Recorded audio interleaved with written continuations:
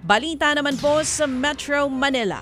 Ipatatawag na ng PNP Civil Security Group ang Sampaguita girl na nakapisikala ng isang security guard sa isang mall sa Mandaluyong City. Ayon po sa PNP CSG, ito'y para sa preliminary investigation para malaman kung may sapat pang basihan na sampahan ng reklamong administratibo ang security guard sa viral video. Nauna nang humarap sa mga pulis ang SECU at nangakong magsusumite ng affidavit bago po ang Huwebes. Kung hindi naman daw humarap ang babae, tuloy pa rin ang preliminary evaluation. Yun nga lang, hindi mapapakinggan ang kanyang panig at pagbabasihan ng salaysay ng SECU. Posible raw na mapanagot ang gwardya sa paglabag sa Private Security Services Industry Act. Sa Tondo, Maynila mga kapatid, nasa lisihan ng magnanakaw ang isang gurong photocopy lamang sa isang printing shop. Naku po. Sa video, kitang pumwesto nga ang suspect sa likod ng biktimang si Teacher Merlit Verzosa. Mistulang customer din ang lalaki pero nang makahanap ng tiyempo, kinuha nito ang bag ng guro at saka sumibat.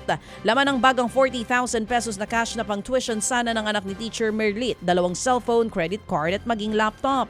Agad namang nagkasa ng follow-up operation ng Manila Police District. Natunton at inaresto ang suspect sa Bocaue, Bulacan. Nabawi mula sa kanyang bag at 2 cellphone ng guro.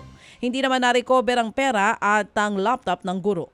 Nananawagan naman ng guro sa sino mang nakakuha ng laptop na isauli ito at huwag burahin ang file sa laptop. Naroon daw ang lahat ng mahalaga niyang dokumento sa pagtuturo. Wawa naman si teacher, ano?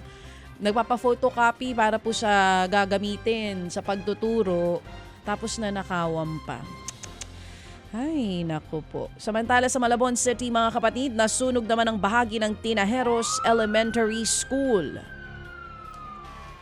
Natupok nga pong buong ikatlong palapag ng Veterans Building ng nasabing paaralan. Bago sumiklab ang sunog, una raw na nakarinig ng pagsabog ang SECU ng paaralan. Sinubukan nila itong agapan pero patuloy ang paglaki ng apoy. Halos 1 oras ding tumagal ang sunog. Wala namang napaulat na nasugatan at nasawi. Pansamantalang isinara ang gusali para suriin ang linya ng kuryente. Inaalam din kung saan galing ang narinig na pagsabog at kung magkano ang kabuuang halaga ng pinsala ng sunog.